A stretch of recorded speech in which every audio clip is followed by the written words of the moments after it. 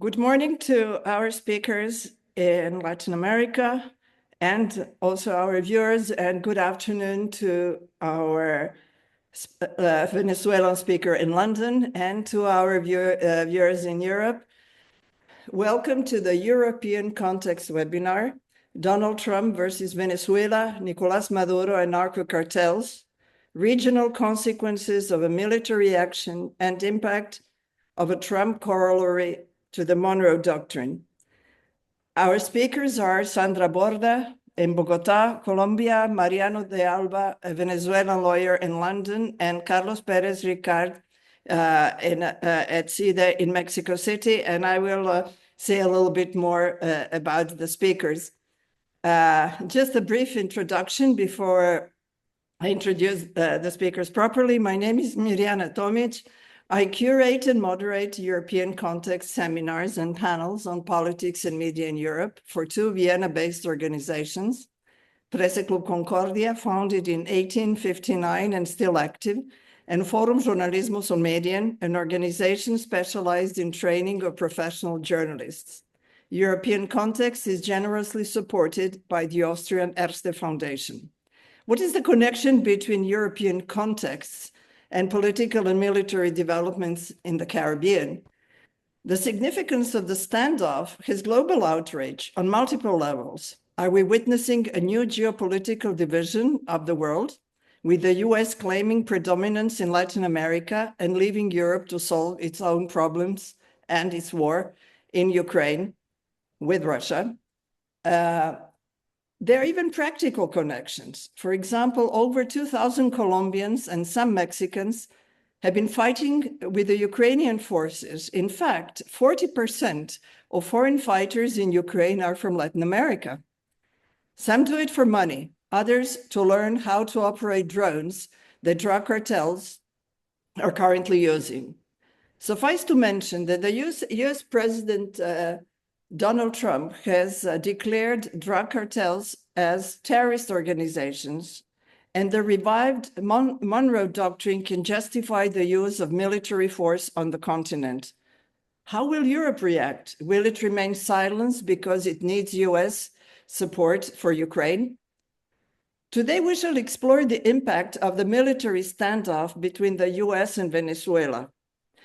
President Trump threatened that he may intervene in Venezuela, Colombia, and Mexico. As Sky News commentator wrote, as strikes on boats carrying so-called narco-terrorists continue and the huge US military presence ramps up in the skies and sea around Venezuela, some have questioned whether Donald Trump's strategy isn't about drugs, but access to oil for American energy giants. By the way, Venezuela does not produce drugs, but Colombia and Mexico do.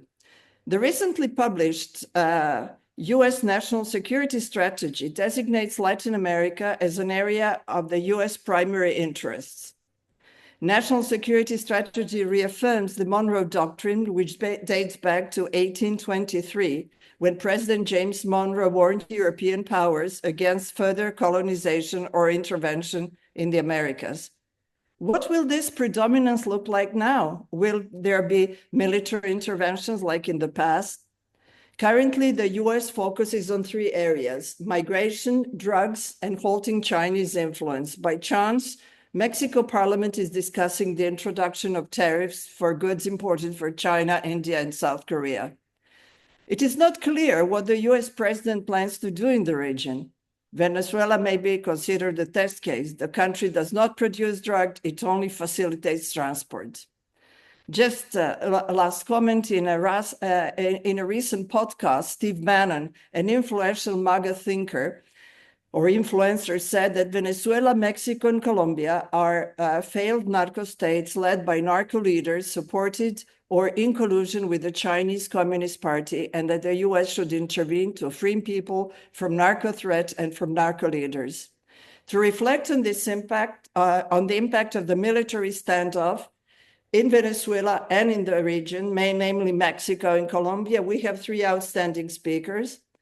Mariano de Alba is a Venezuelan lawyer specialized in international law and foreign affairs. He's currently an associated fellow at the International Institute for Strategic Studies. His research focuses on the powers and limits of global institutions in peacemaking. Sandra Borda is an associate professor at the Department of Political Science at the University de los Andes in Bogota. Her research focuses on international relations. She served as a higher counselor for international relations of Bogota and was a member of the foreign policy mission convened by the national government.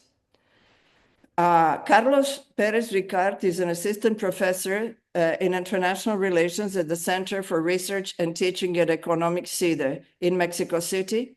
His research interests include the relationship between Mexico and the United States, security and organized crime, arms trafficking, drug policies, and the history of the Mexican police. He lives in Mexico City. We shall start with Mariano and Venezuela. Coincidentally, today, Maria Corina Machado is receiving, also not with her present, the Nobel Peace Prize in Oslo.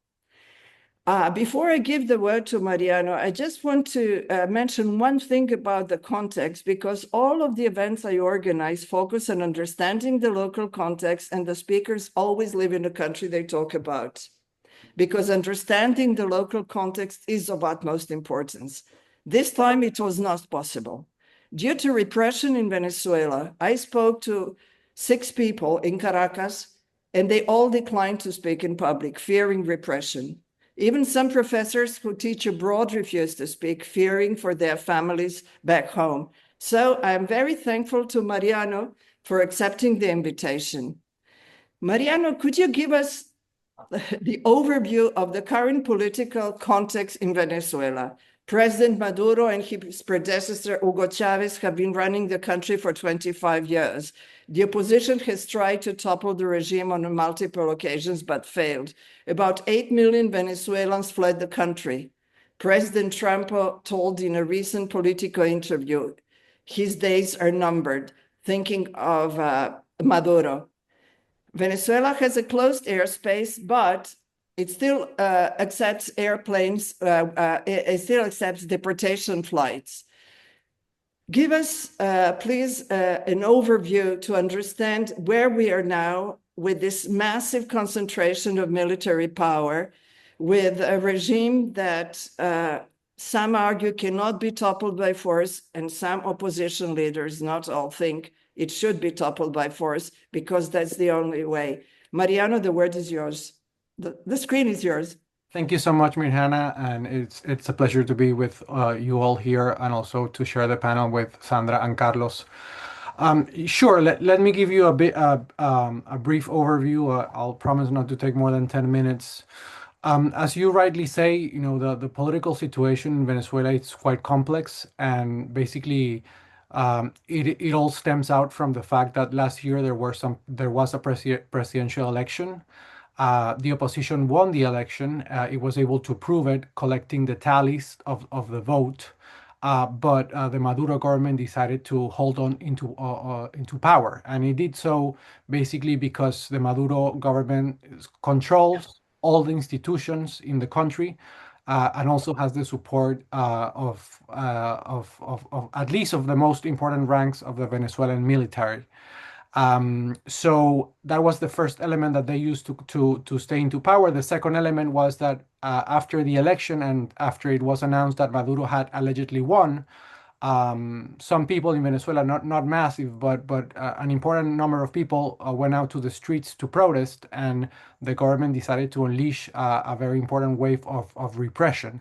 So what you were mentioning minutes ago, it's a byproduct of that. There's a lot of fear in Venezuela because if you speak out, you certainly undertake the risk of being subject to repression, and that repression has many forms. You can be detained, you can be tortured, and so forth. So the political situation right now it's quite complex because we have a government, the Maduro government, that it is in power, but it is in power not by the will of the people, but by force. At the same time, there's a lot of fear in Venezuela and in the opposition. The main leader of the opposition, but also many other politicians, have gone into either exile or hiding. And they claim that that under the current repression conditions, it is impossible to mobilize the people against the regime, right? And that basically leads to the opposition leader Maria Corina Machado to say that the solution, and this is not something new, this is something that she has claimed at least since the year 2019. She has always been of the thesis that in order for the Maduro government to go out of power, they need to feel threatened, and they need to feel threatened by force. So she has encountered, obviously, in the Trump administration, some people and the President Trump himself they have agreed to that, but they have agreed to that proposition in sort of like an indirect way, in the way of proposing this as an operation against narco trafficking. And as you rightly pointed out, Venezuela is a country of narco transit, but not necessarily production, right? And the main drug that is transited in Venezuela is cocaine. It's not fentanyl, and usually the transit is from Colombia through Venezuela and not towards the U.S. but towards Europe. And I think that's another important, right? So the Trump administration has, as we all know, has put on the Caribbean Sea a huge amount of military assets, almost 25% of the U.S. military assets in the world. Uh, they have advanced some attacks against some boats that allegedly were carrying drugs and killing all the people, or most of the people on those boats. But we have not seen any proof that that there were actually boats carrying drugs. Most likely, at least some of them were. Um, but the whole discussion of this is that the indirect objective, sort of like the silent objective of all this, is that in the end it is also a move to exert military pressure towards Maduro, so he leaves power. And I think that the thesis of the U.S. is that with the threat, and perhaps some surgical strikes, some limited strikes, that is going to be achieved. They are hopeful that with these threats and perhaps some strikes, at least an important part of the Venezuelan military will say to Maduro that he has to leave power. But so far that has not been the case. Do you think there is a chance that can happen, in your opinion? I do think that there is a chance. There is a chance. I think that it is a problem of internal coordination within the armed forces, whether to take or not this step. That has not been the case so far. So there is also a chance that it does not happen.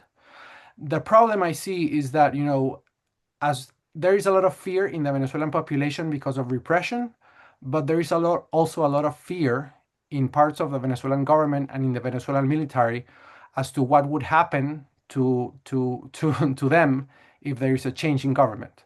And it is not an easy proposition because we also have to remember that, at least the higher ranks of the Venezuelan military, and to a lesser extent the middle ranks, one of the defining features of Chavismo has been that they have opened the possibility of corruption, of extortion by the military towards the people, toward companies, towards anybody. So obviously there are also very serious allegations that members of the military have been involved in the commissions not only of human rights violations but also possibly crimes against humanity. So what happens next if there's a change of government is part of a big question, I think, for the people that are still there holding within the regime. So I think that part of this whole puzzle also involves a discussion, a negotiation of what would be the situation of those people that they also want change within the military, but they want to know what will be their situation if that change happens. And the fact that discussion has not been advanced at least sufficiently, I think it's part of the reason why many of those military officials are basically holding back and saying, we have no option but to keep supporting Maduro's stay in power. A Is final there comment. a plan A, plan B, plan C? Does the government have a plan how to defend the country in case of the attack? Does the opposition have a plan, what they would do? Are there any plans, or it is wait and see? No, I think that the government did not have a plan in the case of a US attack, but obviously this military operation has lasted already 3 months, so they have done some planning. I mean, let's be clear, the Venezuelan military and the Venezuelan government has it does not have a realistic option of fighting against the US military. That's a reality. However, I think that the Venezuelan government, obviously, they have very close ties to Cuba. There's also the presence of criminal groups. Sandra can talk more about that, including Colombian groups like the ELN present in Venezuela. So I think that the Venezuelan government is also hopeful. They know that they cannot fight and they cannot resist a U.S. military attack or invasion eventually if that happens. But they are more hopeful that if it happens, they can go to the trenches and basically cause chaos and and try to sabotage the possibility of a democratic transition being successful. I think that's their plan. They are currently planning and perfectioning that plan. And the opposition, I think they also have a plan, right? They have said that they have a plan for the first 100 hours, for the first 100 days. But obviously, it will all depend on how the change happens if it happens, in the sense that it is something, if the military flips and supports the opposition, that is perhaps the most hopeful scenario, in the sense that the military the Venezuelan military will be able to try to control the chaos and the violence.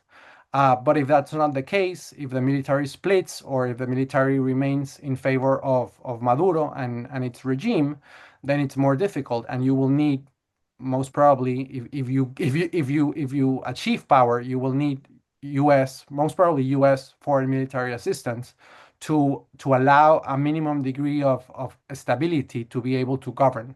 So I mean, I think that in theory there are plans for both the government and the opposition have plans. I guess the U.S. military also have some scenarios drawn about what could happen and what they are really willing to do. In my view, at least for now, it's mostly something that in military jargon you would call surgical. So bombing certain places, bombing certain facilities. I don't think there's the appetite because of the domestic political considerations in the U.S. of a U.S. invasion or boots on the ground. But one thing is to have a plan. Then another thing is how the plan stays in conformity with reality and what will happen to the ground. So any plan will also require a high degree of adaptability to the actual circumstances. A last question for in this first round. I read several analyses that if the U.S. intervenes militarily, it could also unleash a conflict, a violent conflict. And you yourself argued in the article that you published in the Spanish newspaper El País today that one should prepare for some sort of a negotiation with certain elements or certain people from the government or near the government, because one cannot just come and overtake everything. In fact, they've been in power for so long. I don't even know if the opposition has the experience how to run a country. I mean, I think obviously what you say is really true, right? It has been 25 years. The opposition has not been in power. But I do think that there's a lot of capable people that support change and support the opposition that would be willing to try, right? That for itself is not a reason to say that change is not required in Venezuela. That's my position. But for certain, what we know today is that if change happen, it's going to. I do think that it's going to be really challenging. I think that the opposition leadership is trying to portray like an ideal scenario, saying that most of the military is for change, and They have this. I think that the opposition historically has had this hope that once Maduro or Chavez in his moment falls down, all Chavismo will disappear. And basically that stems from the fact that when there was a coup d'état in the year 2002, most of the people that supported and were part of the Chavista movement went into hiding. I'm not sure that would be the case this time. As I said in the beginning, Chavismo controls as of today all the institutions. Perhaps some of them fly away, but I do think, and that's what they have been telling and preparing for, that there is some animus and some intention of resisting if they have to leave power. That is not to say that a transition would be unsuccessful, but eventually, but it's going to be a very challenging scenario. That's my answer. Thank you very much. Sandra, whatever happens in Venezuela has impact in Colombia, and also President Trump said he may intervene in Colombia, and the border between the two countries could witness some conflicts. Could you give us the Colombian view, and also tell us how have the experts like yourself, of the politicians, how have they commented the Trump corollary of the Monroe Doctrine? Please go ahead. All right. Well, thank you so much, Mariana, for the invitation. I guess that I would start by saying that this is a pretty unusual situation for Colombia.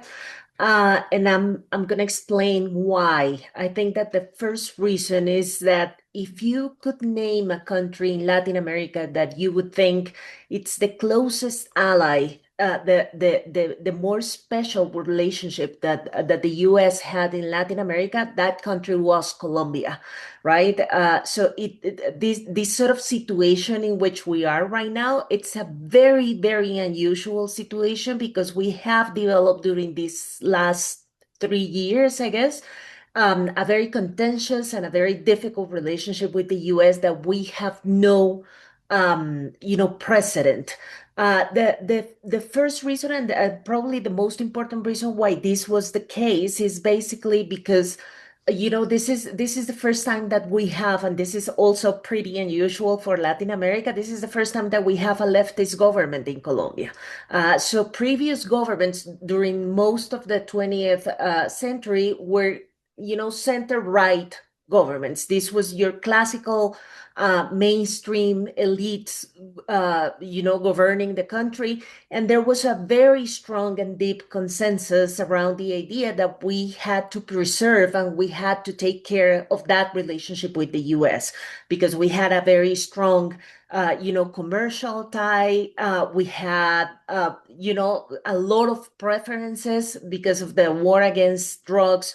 We decided that we were going to get a very special treatment. The US and us decided that we deserved a special treatment because we were fighting and we were, putting a lot of effort in this war against drugs. So most of the public opinion in Colombia is very aware of this, and they are very, protective of this relationship with the U.S.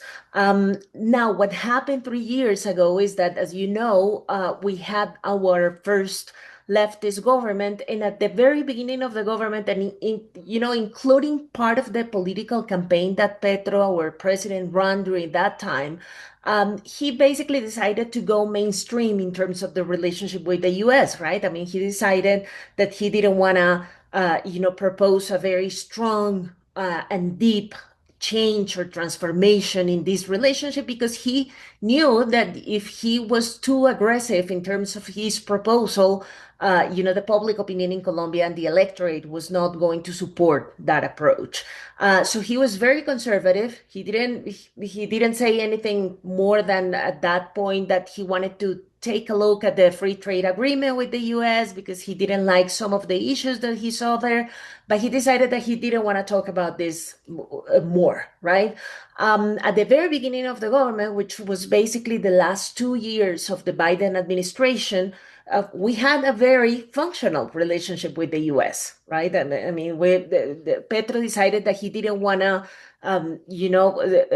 alter the dynamic. He wanted to have a peaceful relationship, and it was a normal relationship. He decided that he was not going to change at all the way we were, coming just up with one this question. You say, Colombia has been fighting drug productions, but I looked yesterday at the figures and the production is going up and up. So the fight was not so successful, A, and B, I understand how much cocaine that right now, it is even a secret how much cocaine is produced. Yeah, I guess that discussion, you have to start it by saying that war is never going to be successful, right? I mean, this is something that we have to take into account. This idea of eradicating or even reducing the amount of drugs that we process in Colombia, that we cultivate and process in Colombia is going to be very difficult. But you're right. Since the last part of the Santos administration, this was probably the last. From 2016 and on, we have an increase in the amount of illegal crops in the country. And since then, we haven't been able to reduce it, right? This is part of the discussion that we have with the US. I wouldn't say that it's the cause of the crisis in the relationship we have right now, because the Santos administration, the Duque administration, which was a right-wing administration, both of them allowed the increase in these illegal crops. So this is not Petro's fault, right? But somehow the United States decided that this was a problem with the current government, even though it wasn't a problem with the previous government. The interesting thing here, though, is that the way Petro has approached this topic is, again, a leftist government. He decided that he wants to review, the basic understanding and the terms of reference of the war against drugs. And this is the part that the US doesn't like, right? Because, previous government said, well, we're not going to be able to do much more than we're doing. And here I have to say that the Constitutional Court in Colombia decided that we were not going to be able to use glyphosate, which is the main tool that we had against these illegal crops. So it's going to get difficult. But the previous government said, we share the understanding, we share the principle, we share the idea that we have to fight against drugs. So there was no problem with that. Petro, on the other hand, had a very different and sort of revisionist approach to the war on drugs. A revisionist approach that I have to say most academics all over the world, people who study this, share, because they say, well, this is the way we have to do this from now on, because the previous 100 years of war against drugs have not been successul.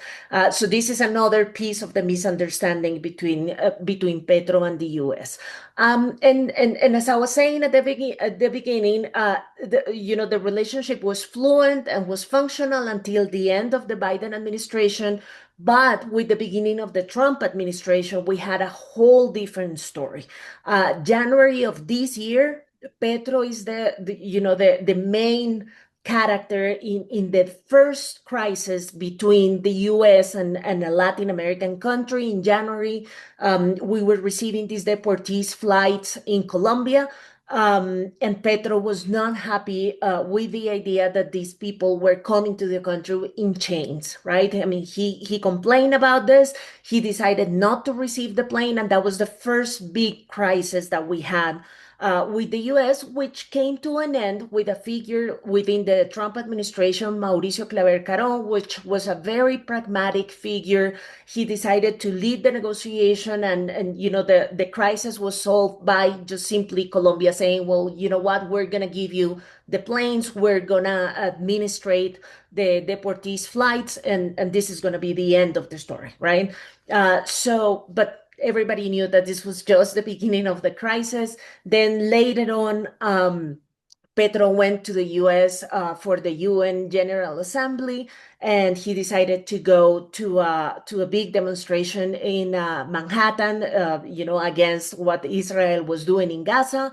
And in this demonstration, he decided to tell people publicly that they should push the military, the US military, to disobey Trump's orders. And this was, of course, a big crisis in the US. The US decided to remove Petro's visa to enter the US. And then the last chapter of this crisis was because the US decided to include Petro, part of his family and part of his government, in the OFAC list. For those of you who are not familiar with this list, this is a nightmare for a Colombian, right? I mean, this is something that the Clinton administration created. It's the list of people and officers who somehow the US believes, and you don't need like a super rigorous approach to this, but somehow the US believes that you're linked to illegal organizations, being these organizations terrorist organizations or illegal drugs organizations. And the objective of the list is basically to have these people identified so they can cut every single possible economic activity from these people. So they are not able to open bank accounts. They are not able to basically have any sort of, your regular economic activity in the international system or even in the national system.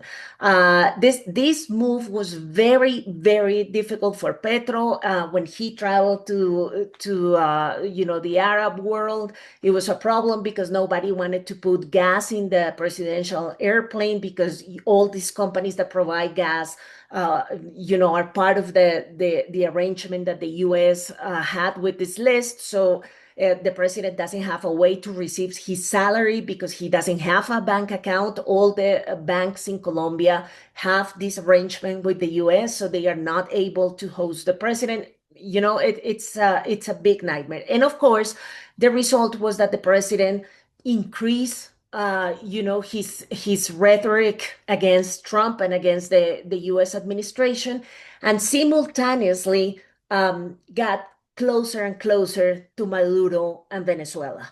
I have to say that probably the one and only president in Latin America who's been very critical of what the US is doing in the Caribbean is Petro. And he's by himself. You don't have a massive Latin American reaction to what the US is doing in the Caribbean. Nobody's complaining about, the violations to the international humanitarian law that they are committing against these people in the boat. So the one and only person who's reacting to this, again, is Petro. Petro is at this moment the president of the CELAC, which is basically the one and only regional organization that we have functioning right now in Latin America. But he hasn't been able to create a very basic and thin consensus, to complain to the US about what they have been doing in the Caribbean. Is it because other presidents agree with Trump ideologically, or they fear him?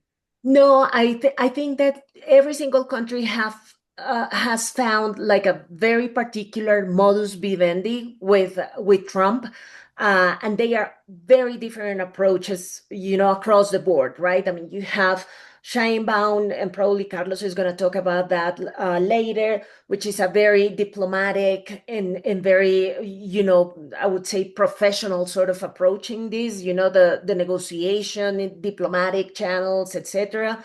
You have the Lula formula, which is, sometimes it gets public, sometimes is diplomatic, but it's very careful. And I think that Petro has been too vocal for many Latin American presidents, too confrontational.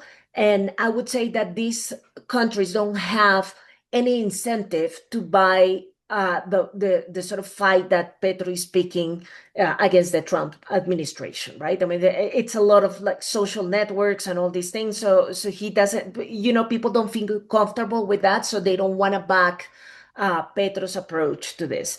Now, having said that, I'm just going to end by referring particularly to what Colombia is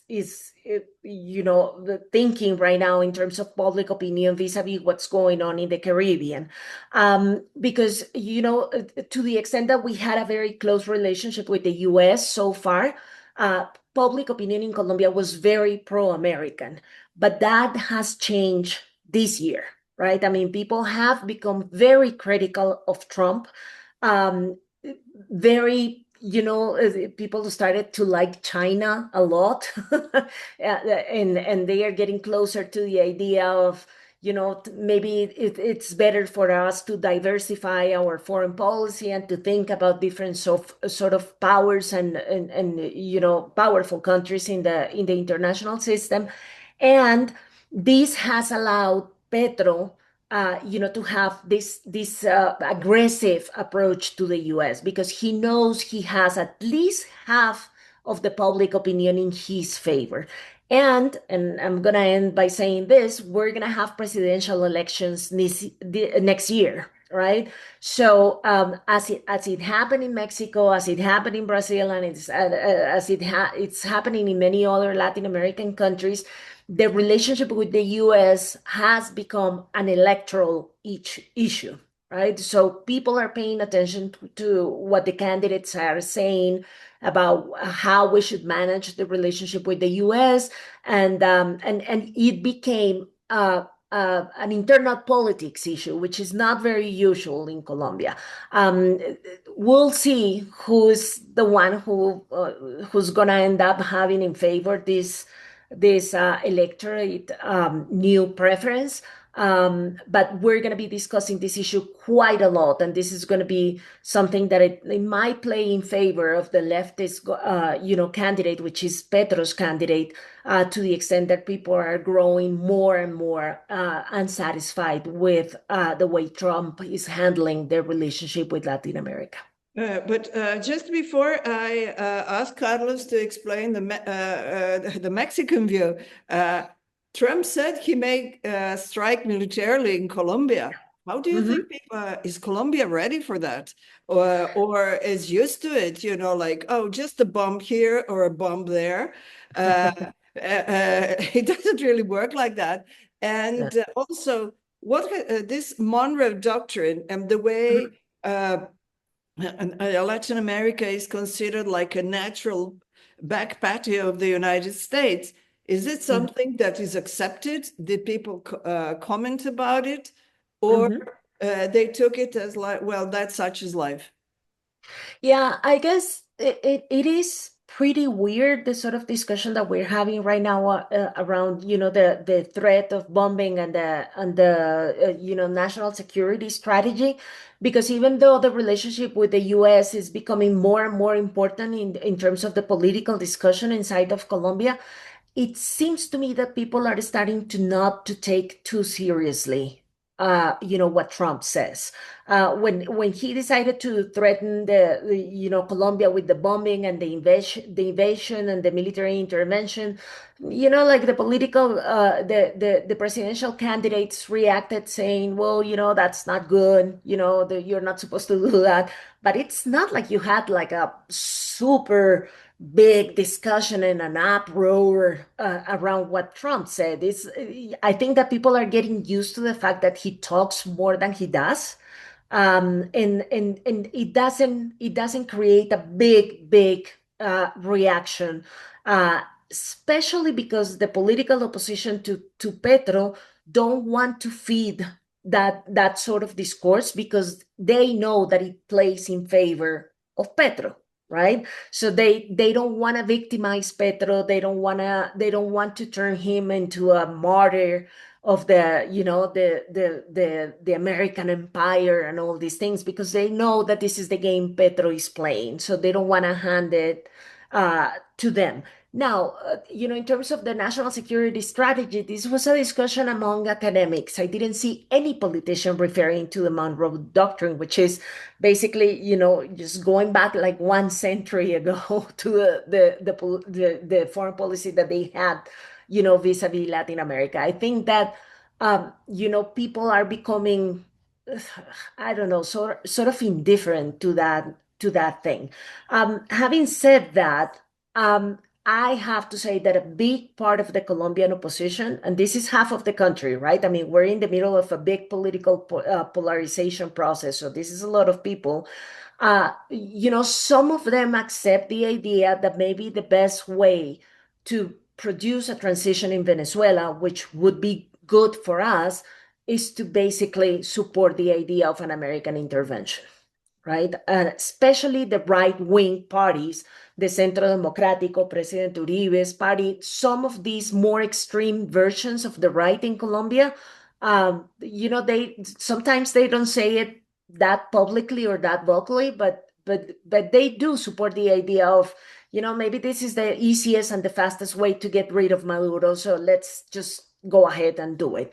Even though we tried that during the Duque administration, the first Trump administration, and it didn't work. But it's been so long, and especially people living in the border and private sector, there are very particular pockets of public opinion who would wish that what's going on in Venezuela would end as fast and as smoothly as possible. Thank you very much. Carlos, Mexico has a rather long border with the United States, and so far, even some European leaders have referred to the Mexican president Sheinbaum, like that she was very good at dealing with Trump, but Mexico also is an important producer of drugs. And Trump has also said, "Why we may even strike Mexico." How is Mexico living this concentration of military power and what Trump says every day? I'm not so sure, but I may be wrong, that we should not take him seriously, because something, at least here in Europe, people are taking him more and more seriously. The screen is yours, Carlos.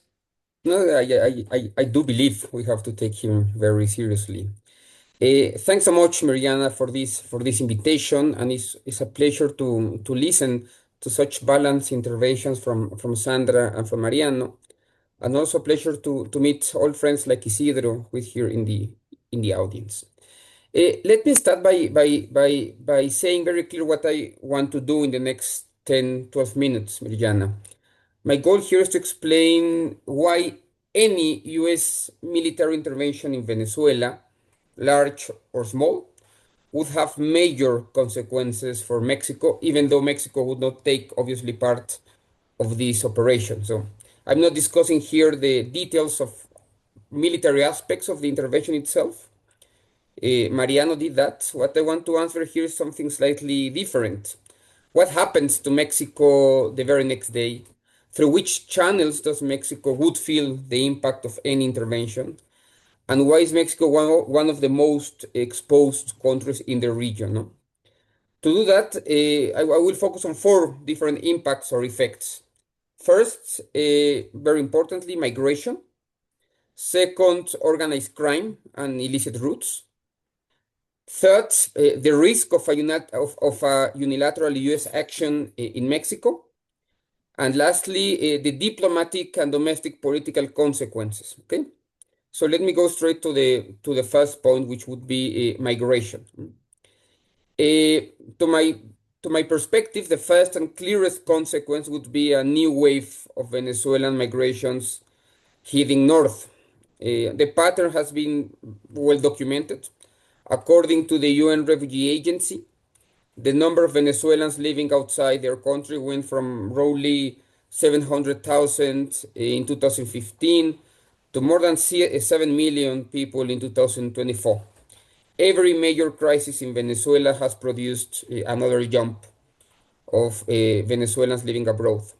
A military intervention would almost certainly create any outflow, and the route is already in place: Venezuela, Colombia, the Darien Gap in Central America, and Mexico, right?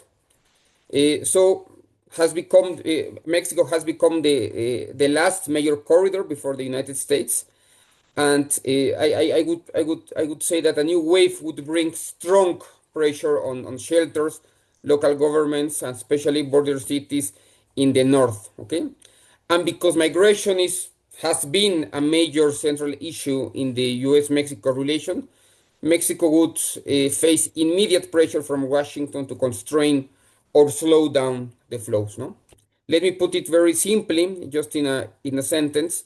Any intervention in Venezuela becomes a humanitarian and political challenge for Mexico within weeks or within months, and this would be one of the four effects that I see as possible. A second effect would be organized crime and illicit routes. A military intervention, again, small or large, would disrupt not only the Venezuelan government, but also the criminal networks that operate in and around the country. And two things matter here. First, that criminal actors reorganize quickly. When a state faces a military shock, illicit groups adjust really fast. They change supply lines, intermediaries, and routes. So that will happen. And obviously, Mexico is directly connected to these networks, right? Over 85% of cocaine entering the U.S. passes through Mexico at some point. So if routes in South America shift because of an intervention, criminal groups in Mexico will reorganize their logistics. And history has shown that these adjustments often produce local competition and increased violence. Okay, so my conclusion here would be quite straightforward. An intervention in Venezuela would increase volatility in Mexico's criminal landscape and will raise some sort of bilateral pressure from the United States. And we have to take that in account. Okay. A third effect would be around risk of unilateral U.S. action in Mexico. This point is very sensitive, and I want to address it for a minute. In recent years, some U.S. political actors, mainly from the Republican Party, have talked about limited unilateral actions against criminal groups in Mexico. The idea has been present since, I don't know if you remember, the Republican debates for the presidential election in 2023. They have been talking about some sort of limited unilateral actions in Mexico, sending troops, drones, and this sort of stuff.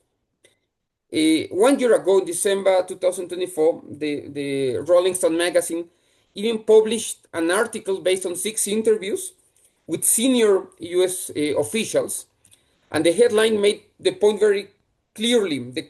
The question was not longer whether to invade Mexico, but how far such an intervention should go. Like they were not actually thinking whether to invade, but how far, how much should we invade Mexico? Okay. Obviously, they are not thinking about large interventions like the one that they might be thinking for the Venezuelan case, as described by Mariano.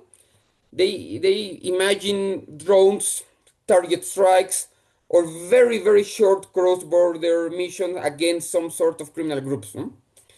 These proposals haven't become policy, but they are a central part of the conversation in the US towards Mexico. They were not 2 years ago, and now this is really at the center. Ideas, I would argue, more politically acceptable for many true reasons. It normalizes the idea of direct military action in the region. It brings US capabilities closer and keeps them active. And finally, it increases domestic pressure in Washington to show results in regional security. Okay, so even a very small unilateral action by the US in Venezuela would put President, or in Mexico, obviously, would put President Claudia Sheinbaum in a very difficult position, right? And the fourth effect, just to finish this first intervention, is around diplomatic and domestic political consequences. A U.S. intervention in Venezuela would almost certainly divide Latin America, as stated by Sandra. Some governments would support it, others would reject it, and others would try to stay neutral. Mexico would have to choose a position on that. And none of these options are simple or without negative effects. Supporting the intervention would contradict Mexico's long-standing doctrine of non-intervention and would put also Claudia Sheinbaum in danger inside her political party. Let's remember that Claudia Sheinbaum is the representative of a leftist party here in Mexico. So supporting the intervention is not an option, but opposing would strain the relations with Washington in the context of negotiating the new NAFTA agreement. So this is also not an option. And staying neutral may not be sustainable if migration and security pressures continue to rise. Okay? So inside Mexico, such a scenario of an intervention in Venezuela would reopen a lot of debates, internal debates about sovereignty, militarization, and dependence on the United States, all of them which are political sensitive issues, right? So in short, an intervention would force Mexico into a much more complicated diplomatic and domestic environment. Let me just conclude, Miriana, in just 1 minute, with 3 brief points, 3 main ideas. First, Mexico obviously would not be part of any intervention of these sorts, but would be one of the countries most affected by its regional consequences, which would be massive. Okay. Second, the main effects would appear quickly in migration, as I stated before, criminal dynamics, and U.S.-Mexico relations, each of them very complicated. And third, any serious discussion about security in the Americas has to include all these secondary impacts, which are obvious for the Mexican case, but I'm pretty sure are also clearly in all countries in the region. No? So the outcome of an intervention is not shaped only by what happens in Venezuela, but also by what happens in the countries that absorb all the consequences, and Mexico would be one of them. Okay, so that I will conclude at that point. I mean, and would stay here for the QA session. Before I open for the Q&A of the audience, I have a question.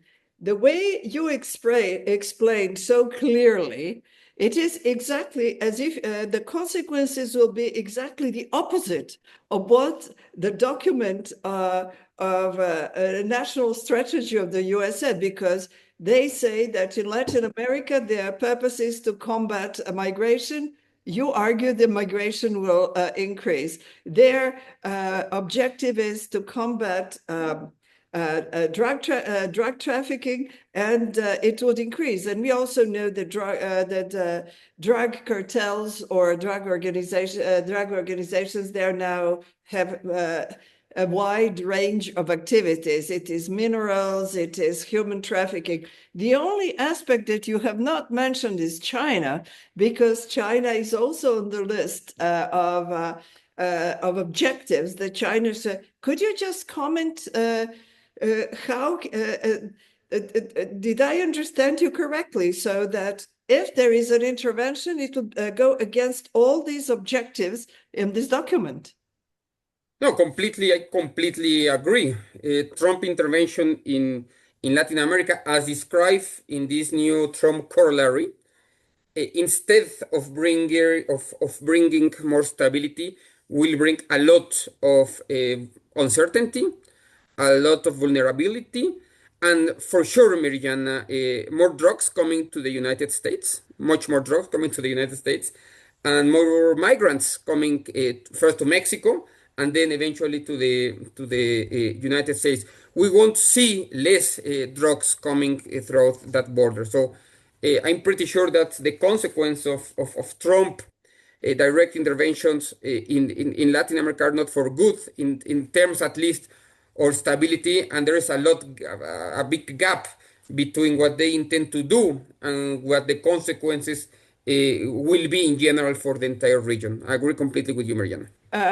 Could you explain to me China? And I would also like Sandra.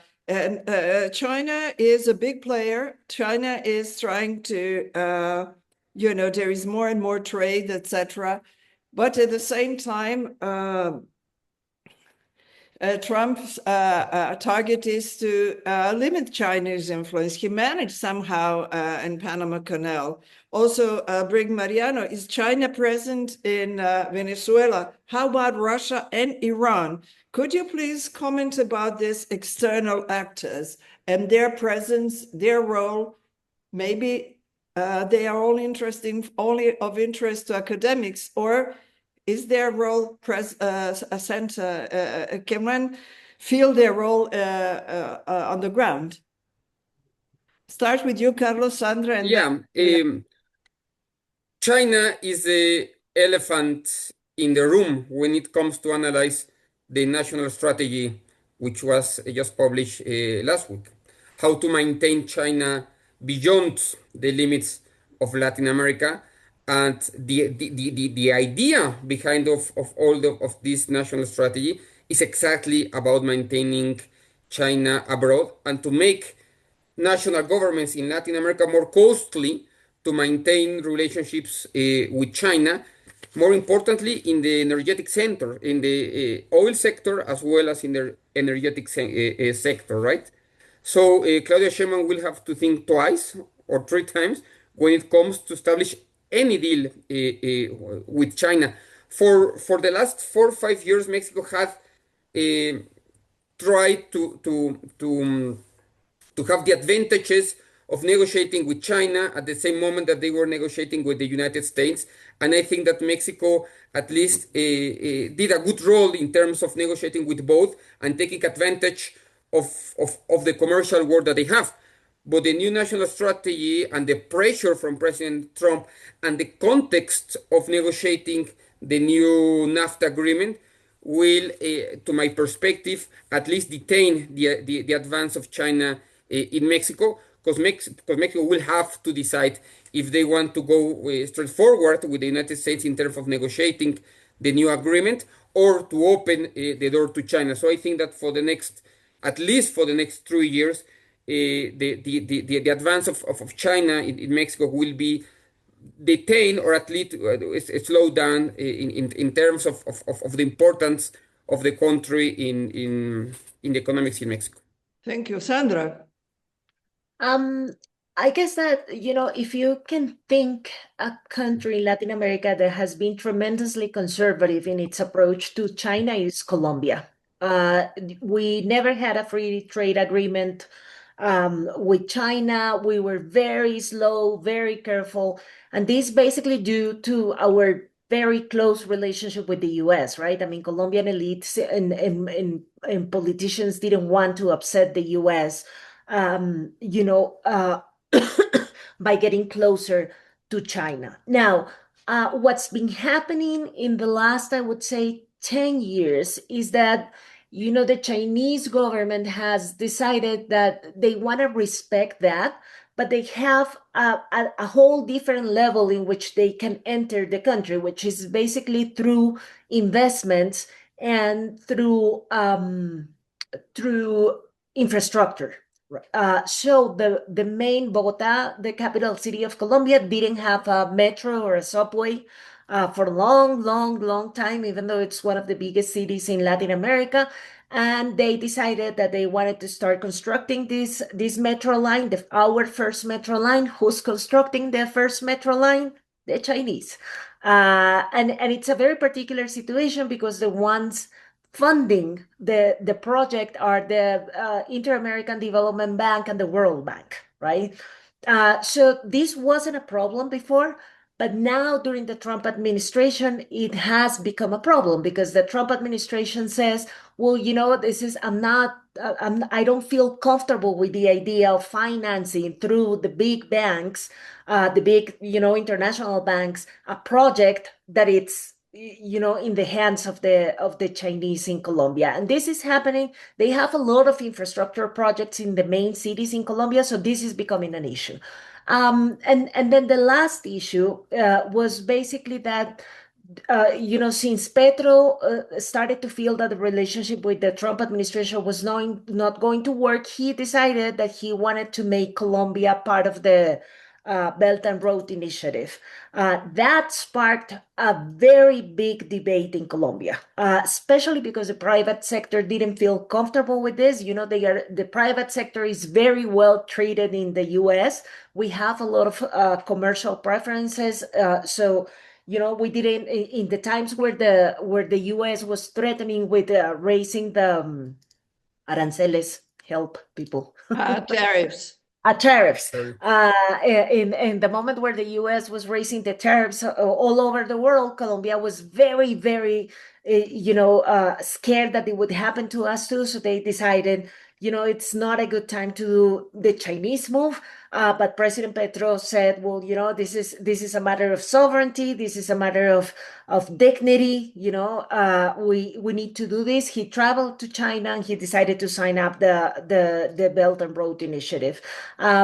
We still have a lot of problems with that, especially because, well, that's a whole different discussion. But our foreign policy in this moment is in a very bad place, because we lost a lot of the professional diplomats at this point. The president has appointed a lot of political quotas in embassies and in the Ministry of Foreign Affairs.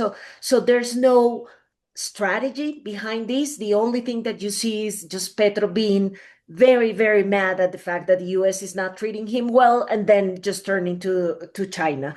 But aside from that, I think that the private sector still has a very, very careful, approach to China. We don't have a lot of business with the Chinese. During the Santos administration, 2018, I guess, the Santos government decided to start a negotiation of a free trade agreement, but the private sector vetoed the whole initiative.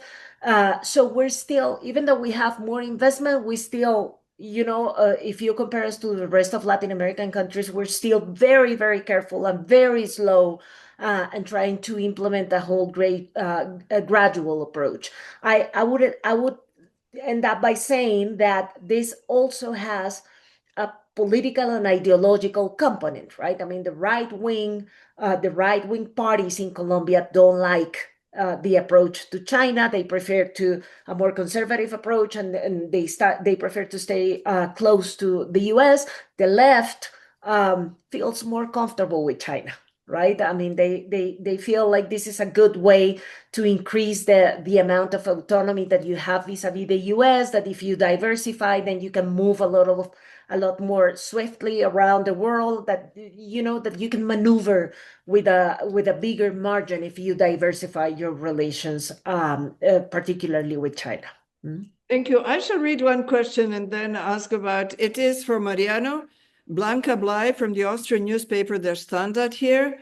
Thank you very much for such interesting insight. I want to ask, if Maduro leaves the country, how could a new government be secured? Would it need boots on the ground by the US? And everybody's talking about the military, but what about the colectivos? What would they be effective to defend the ruling system? Sure. Well, if President Maduro leaves the country, it will depend on what happens, right?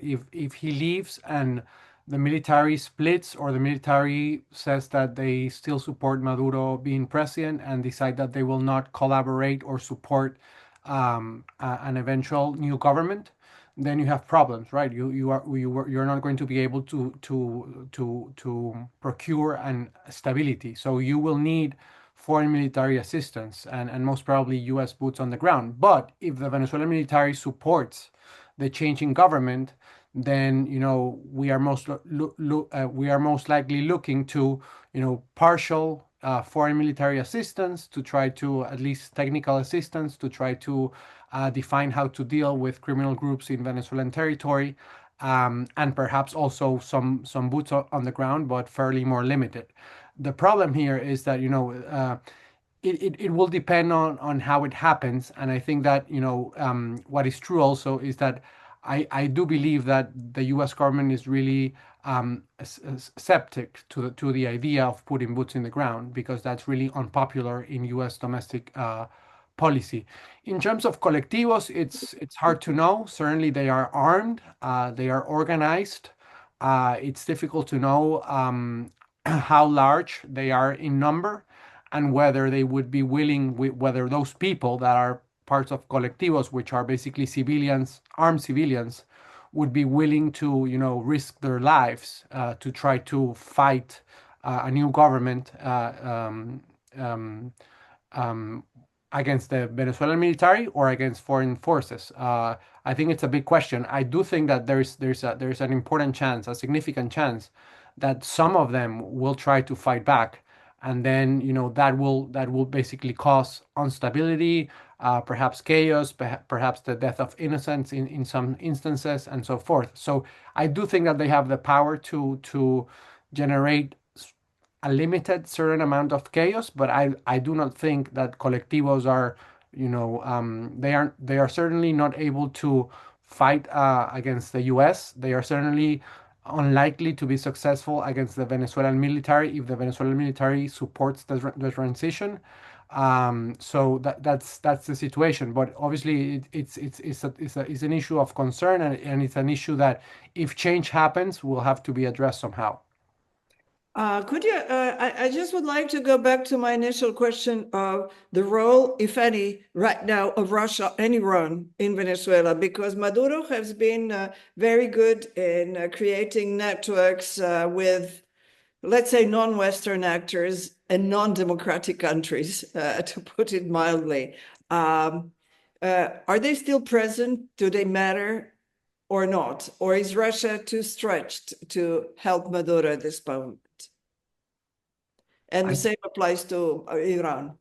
Yeah, I do think they still matter. I do think that, obviously Russia, China, Iran, they have an interest in, seeing Maduro stay in power, basically because they know if the opposition gains power in Venezuela, they will very likely align themselves with the U.S. However, I do not think that they have the capability of preventing a change in government in Venezuela. But they are present. They are most likely providing, technical assistance, some sort of advice of to how to cling to power, especially in the case of Russia. And it also military equipment. There was this flight. We don't know for certain, but there was this flight some weeks ago that arrived in Venezuela, a military plane from Russia. Some people say that it had military equipment. In the case of Iran, it has sold some drones in the past. It is a question whether how many of those drones are still operative. And obviously there's, but I do not think that neither Russia or Iran have the capability of actually, um, you know, um, securing Maduro into power. What they can achieve is that, if the U.S. is really, contemplating the possibility of an intervention, I'm pretty sure that that angle of possible Russian military presence and, drones from Iran will have to go into the calculation. So, that support and those networks are at most, I think, a deterrent factor against a military operation by the U.S. Thank you. Carlos? Yeah, just to complement to Mariano's answer, and I don't think that Russia has the capacity to shape any events in Venezuela or in Latin America in general. And let me tell you about, just 3 weeks ago, I visited La Habana, Cuba, which is a disaster. And I had the possibility to visit for one day the embassy, the Russian embassy there. I don't know if someone of you have been there before, but it's really a really big building there. And I went through there. I had a meeting there, and I was surprised by no one was working there, like just a few people working there. This embassy that used to be the center for meetings and political activity in Cuba was completely abandoned by them. And by talking with different officials there from the Cuban regime, it was clear to me that Russia has no capacity or possibility to have any sort of influence in Cuba. And I think that the same stands for Venezuela. The Kremlin is deeply absorbed by the war in Ukraine, and by the very demanding military and economic situation there at home. And because of that, I think that Russia's ability and the appetite to project influence in Latin America is extremely limited when compared with 10 or 5 years ago. So I don't think that we will see any active or relevant reactions toward any intervention from the United States in Mexico, notwithstanding the fact that obviously there is some sort of relationship that, but I would argue this is more rhetoric or more inertial activity rather than than an active idea of interventions in Latin America.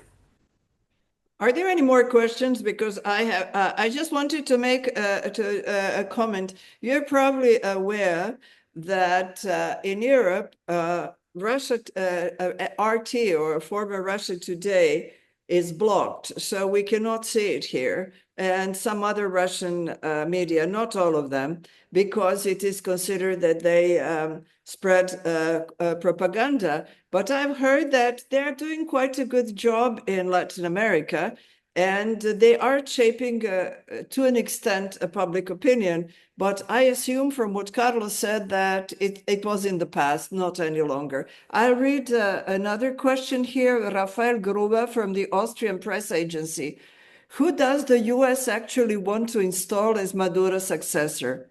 How close are ties with the opposition around Machado? No, just very quick about the RT Please. situation here in Colombia. We have a very particular scene with RT here because our president loves RT.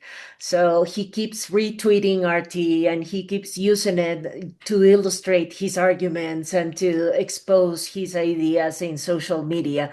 And a lot of people complain about this because, media in Colombia know, what are the issues with RT and what are the reasons why we're not supposed to use it as a sort of a impartial media outlet, but the president keeps using it.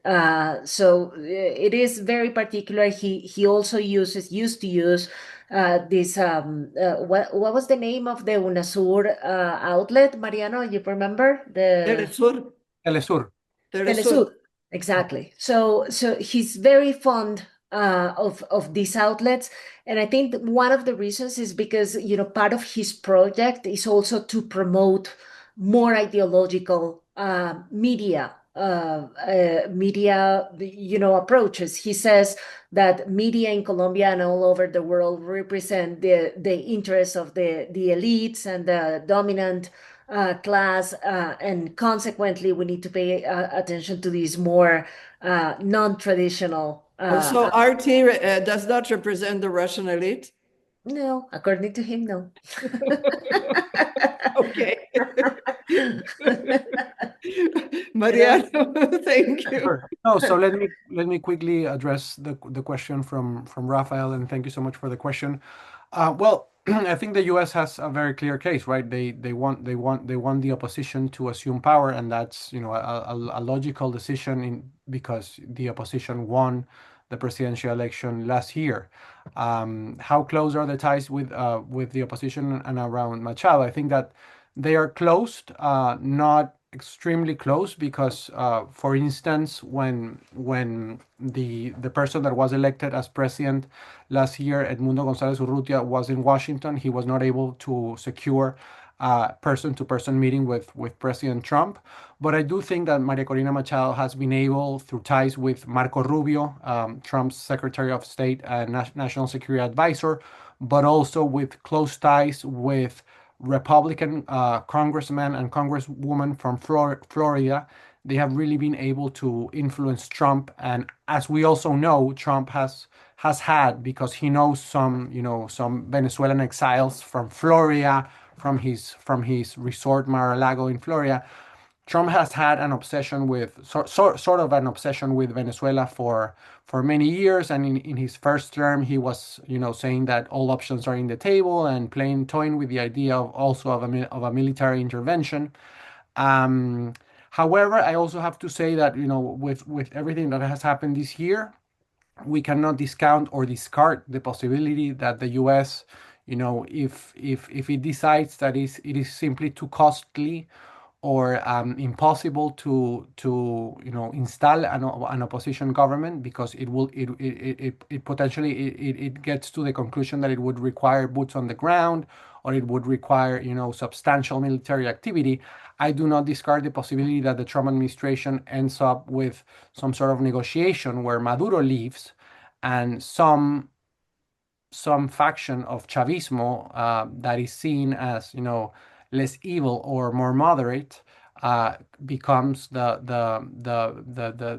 government in Venezuela, especially if the military of Venezuela do not like the scenario of supporting the opposition getting into government. So that is a possibility. I don't think that's the most likely case, but in principle, who has the first option of getting into power with U.S. support is the Venezuelan opposition, and obviously they would move very close to the U.S. They would basically go the other way that Maduro has gone, breaking alliances with China, Russia, and so forth. It would be a government that would have very clear ties with the U.S. I think that in the end, when you see the U.S. national security strategy, it is a question of independence, right? Of Latin American people and Latin American governments.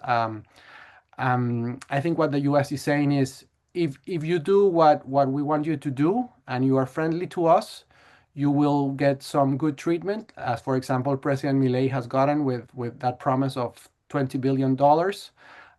If you do not, you will have problems. And in the end, I think that affects to a certain extent the independence of Latin American people, who are really seeing, and we have seen, for example, this also in the case of Honduras. They are saying, well, what's in my interest? Perhaps if I choose Trump's candidate of interest, then that means less economic problems for my country. So I will go for that option. The problem that the U.S. has, in my view, and I think that it is also reflected and recognized in the U.S. national security strategy, is that we live in a world where the U.S., at least for now, doesn't have the capacity or the will to basically to replace what Chinese and investment from other regions has done in Latin America, which has been substantial and really important. So in the end, it's more of an economic question. I think that the ideal scenario is one where you can have where us Latin American can have leverage and negotiate both with the U.S. but also with other options, with the Chinese. That's what's in the economic interest of the majority of the people in the region. The big question is how to do that without basically bothering or going in confrontation with the U.S. or with China, without making the daddy angry. You know that the NATO Secretary General called Trump daddy, so it's not my term. Since there are no questions, just a few brief ones. Is Europe anywhere present in any discussion in Mexico or in Venezuela and in Colombia? Because Europe or European Union tried really hard to canvass support for its policy towards Ukraine, but it didn't in the so-called global South, but without any success. Maybe a little bit with Lula, but basically without success. I think Sandra, if I'm not mistaken, is part of a network where they're trying to do a comparative study of the impressions or the perceptions of Europe. Could you say something about it, or Europe policy, or is Europe so far away and it better solve its problems and its war and in Ukraine it has nothing to do with Latin America? Sandra. Yeah, I like to compare the sort of reaction by Latin American countries, toward the war in Ukraine with, the war in Gaza. Because it's very interesting. What you see is a lot of Latin American countries, especially left-leaning Latin American countries, being very active and very, very vocal about what Israel is doing in Gaza. And I guess that This is the case for Colombia. I think that President Petro has been one of the most, most vocal and most persistent advocates of the Palestinians in Gaza. The same amount of time and declarations he uses for this war, you see exactly the opposite for the war in Ukraine. Nothing, absolutely nothing. I just finished a study reviewing all tweets by President Petro, more than 5,000. And what you see there is a lot of activism around Gaza, nothing about Ukraine. You have different approaches in Latin America. If you look at, for example, the Boric government in Chile, you find a more even approach. President Boric is more like more fond of a let's call it principled foreign policy. So he says, well, if you find violations to international humanitarian law, this is the same in Gaza as it is in Ukraine, right? There's no reason to make a difference in those two contexts.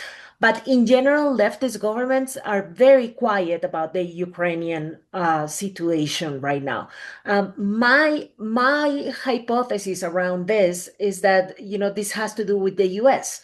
It's basically the fact that the U.S. is one of the main allies of Ukraine in this war, and to the extent that the U.S. has becoming very unpopular in Latin American countries these days, it's like, people just don't feel like doing this activism in favor of Ukraine because it would put them in the same side of the US. On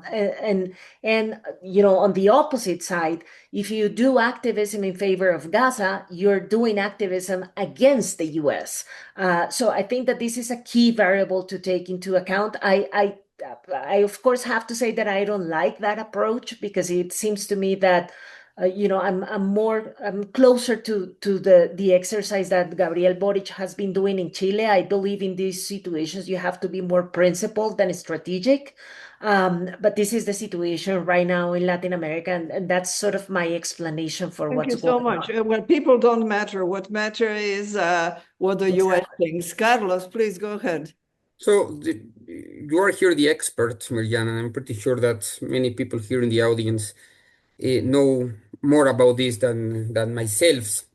But from here, the feeling is that Europe is simply not present in this discussion at all. In this context of uncertainty, Europe is not present at all.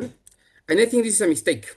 If I can give you my opinion, if anything, this is precisely the moment when we need more Europe in Latin America and not less Europe in Latin America. This would be my last message. For a long time. Just a second. I just want to make sure I understand you, Carlos. Europe is not present in Ukraine, or it's not present in Latin America? No, in Latin America. In Latin America. In the context of the national strategy, in the context of Trump involvement in the region, aggressive politics in the region, as said by Mariano, in which independence of national states is in question. We don't see any sort of interest in Europe regarding Latin America.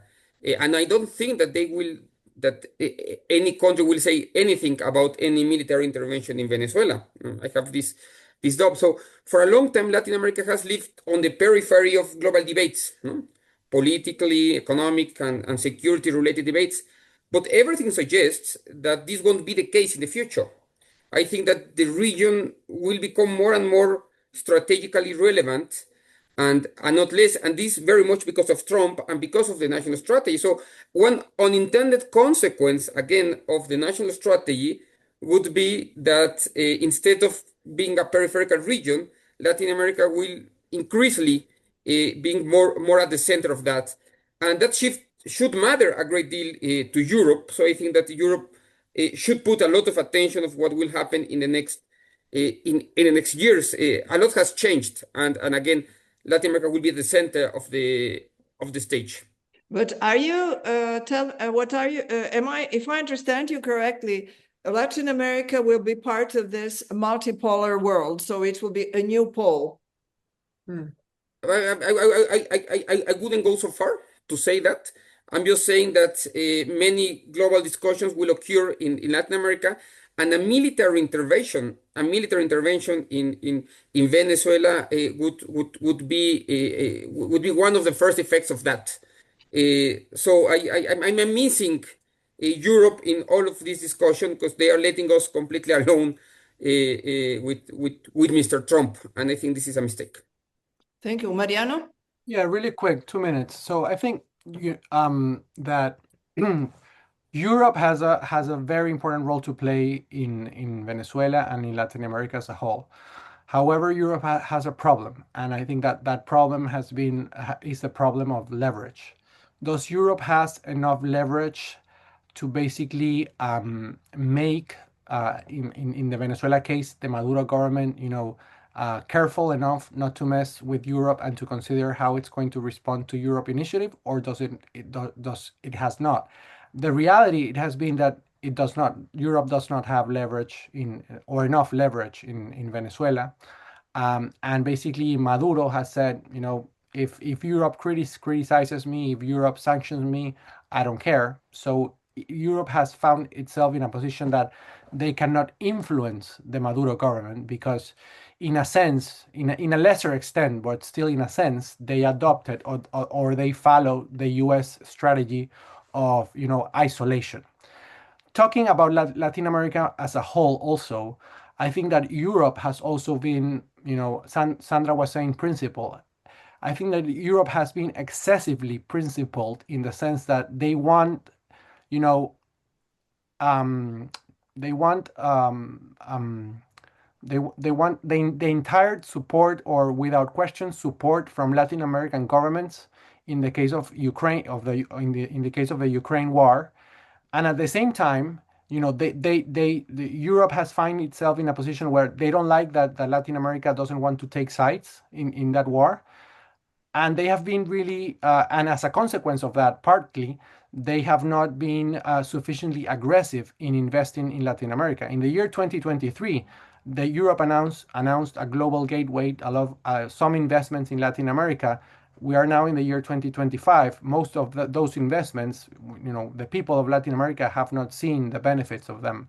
So I think that if the US wants to, and also take into account how long has it take for Europe to finish the free trade agreement with Mercosur, and still the reticence for that agreement. So if Europe really wants, and Europe is in a perfect position because it's the perfect partner, as Carlos was saying, for Latin America, because it's neither the US and it is also not China. So there's a lot of opportunity there for closer ties, but you have to be much more pragmatic first, and second, you also have to put a lot of more money on the table and interest and investments to create that leverage that will create the interdependence between both regions.